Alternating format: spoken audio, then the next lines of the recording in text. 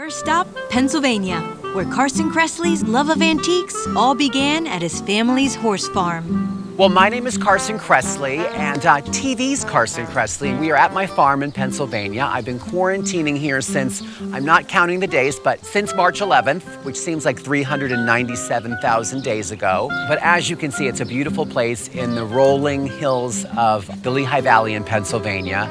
And my family has been here since, I think, the 1700s. This has always been one of my favorite places in the world to be. Growing up here with my grandparents and learning how to ride horses and going fishing. I know that sounds amazing, but it happened.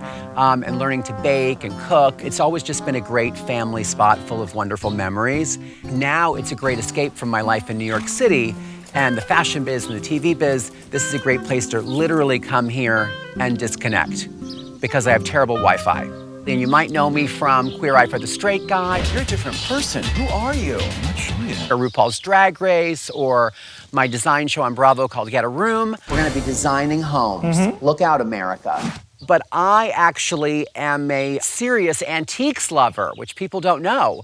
And growing up in a horsey family, I'm used to having a lot of equestrian stuff around. I collect anything horsey, and I call it equestriana because I once read, like in an antiques newspaper or something, any memorabilia of a certain genre, you just add an ana to the end. So that's what I do, equestriana, and you're welcome.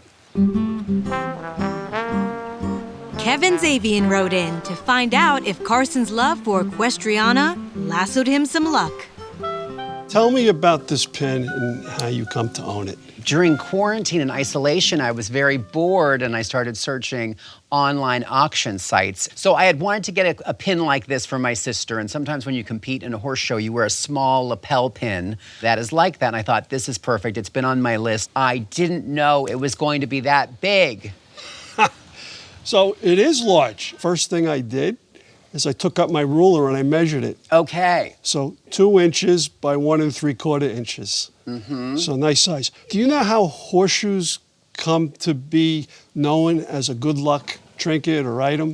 No, I know that this is probably like from the Victorian era, and there was a lot of horseshoe items, even if you weren't a horse person, because of the good luck idea, but I don't know why they're considered lucky. The story that we're gonna go with today. Okay. All right, here you go. Yes, sock it to me. St. Dunstan, who's a blacksmith, but eventually becomes the Archbishop of Canterbury. Okay. All right, he's forging away in a barn like this, making horseshoes, and the devil shows up and says, I need horseshoes. Okay. St. Dunstan sees an opportunity.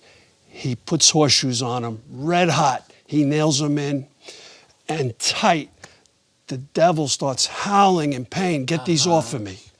Okay. He looks at the devil and says, on one condition, anywhere that a horseshoe is hung, you will not bring your evil to this place. Interesting.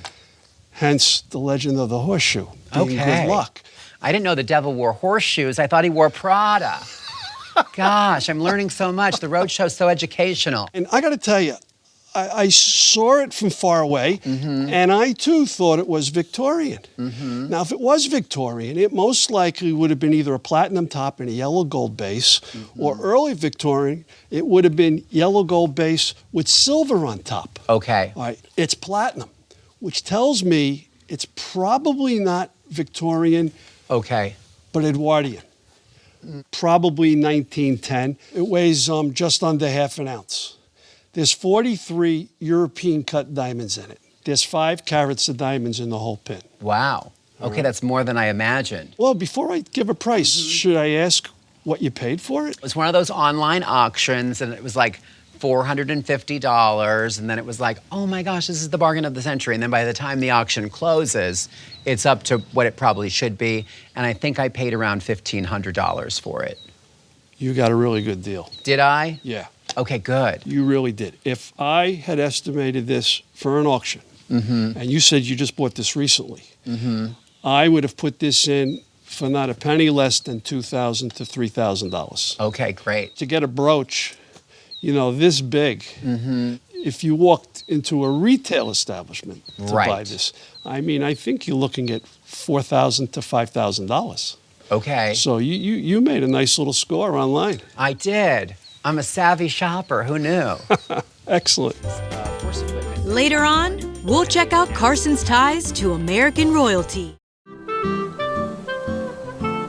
Carson Kressley invited Roadshows and Nick Doss to his farm because of a curiosity that has burned brightly since he was a teen. I remember my first big purchase. I was about 13 years old. I still have it. I love that lamp, and I'm very excited to hear about it because I know nothing about it. I just thought it was amazing. I think I paid all of my chore money and like saving money and birthday money, about $250 for it in approximately 1983. The shade was almost certainly made in what was then Bohemia, what is now the Czech Republic. And the base was likely made nearby, somewhere in Central Europe.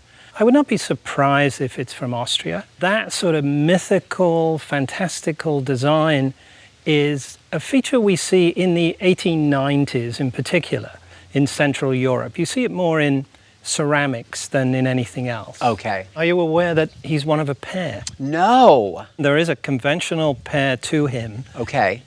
Very, very similar, but she is a mermaid. Oh, all right. And he's a merman. He's I not love Neptune. a merman. Yeah. An Ethel merman. They're my favorite. And she's actually the better known model. He works very well by himself as an oil lamp. Any dealer would make it prominent. They'd sort of put it in the window because it's such a conversational piece. Right. It's got a great look about it. And those abs. Everyone loves abs. Oh, he's built. Yes. I wouldn't be surprised to see it up to $1,000, maybe $900. Okay. Better than a certificate of deposit. Holla. Carson Kressley tells Roadshow's Phil Weiss a little history of the family farm and hopes that after his success at auction with his horseshoe pin, his luck still holds up. My grandparents on my dad's side had a very famous pony farm, and in the 1950s, Shetland ponies were a very popular thing. There were westerns on TV, and people were moving to the suburbs, and people thought, wow, I could have a pony in my backyard. So there was a boom in that industry in the Shetland pony breed. They had about 200 ponies. They had auctions here on the farm where they would sell the ponies to the public. For that pony farm, which is not this property, but close by, they had signs made up. So the blue one, I think, is one of the earlier ones, probably from the 40s. The yellow one, I think, is a little bit later, maybe the 50s. I love signs anyway. I buy old signs, and I love the crackly paint, and I like the mood they create in a design space. But because they're family pieces, they really spoke to me, and I love having them in my home. I think the yellow one is very cool, but to me, the other sign, the one with the image of the horse on it, and it's on cardboard, not on tin, but it just gives you a great folky feel. I think you should insure them, put an insurance value on that side, at least $1,000, because just to have to reproduce that or try to recreate it would cost you every bit of that, if not more. Right. The other sign, I would include that in the insurance value, but, put $250 to $500 range. Okay. And now we're on to this. Yes. This really just stumbled into my life because a friend said there's a couple pieces of horse equipment that Jacqueline Kennedy Onassis had owned that are being sold today. That was like at 9 a.m. and the sale was like at 10. So like I put on a cute outfit and sunglasses and a hat and I was like, I'm going to get these items. And I was a little bit suspicious that they were even legit. I thought, why would a piece like this be in a small auction outside of Allentown, Pennsylvania? But I went, I saw these two pieces, and I thought they really did look legit. There was a little tag with the items, and it said a woman named Joy had taken care of this horse, Amber Pigeon, who had belonged to Jacqueline Onassis. At some point in that horse's life, he was retired, and she said to the caretaker, would you like to have Toby? And these came with the horse. Obviously, the monogram looks like it would be Jacqueline Kennedy Onassis. And this is a blanket that you would wear if the horse was taken to a competition. You kind of put this on, it's a show sheet. It would always be monogrammed with the owner's initials, and it would just kind of keep them clean and look dressy when they got off the trailer. So it's kind of like horse fashion. And that's all I know. And roughly, remember what you paid for it? I paid about $400 for 2 halters and the blanket. And the blanket. So doing a little homework, I came across a nice 8x10 photo which shows Jackie and John Jr. and Caroline. Wow. In 1988. Getting goosebumps. Yeah, 1988. And Jackie was photographed with the 2 kids. Jackie was on her horse, solo flight. And in the caption, it says that John Jr. is riding Amber Pigeon. Wow. Toby. Now you have the provenance. That's 100% right. I think it's a great piece. For insurance purposes, I would estimate both pieces from $2,500 to $5,000 for your insurance value. If I had an auction, I'd probably estimate it between $1,000 and $2,000. If it was in a Kennedy auction, it would probably go for well more than that. Have you used this for any I had never used it because I thought it was too precious until today. I put it on one of our horses, Tony, and he did look great in it, but I think I'm gonna save it and maybe put it in a shadow box or do some kind of presentation where I can turn it into decor. Nice. Piece of American history in that it was handled by First Lady and John Jr. John Jr. may have touched this, my goodness. Probably did. He probably that did. is really So cool. It's a great piece.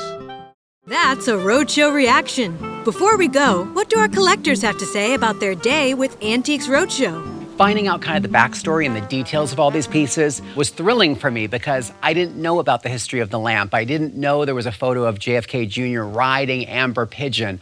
All of those things kind of complete the story for me. And that's what I love. I love sharing it with people and saying, did you know this was this person's, or did you know this came from this part of the world? So having that extra information, that's the real bonus for me. I'm so proud of coming from Pennsylvania and my family's history here that I just want to preserve it and make sure that my nieces and nephews and their kids know all the cool things that our family did from the time they came here up until their generation.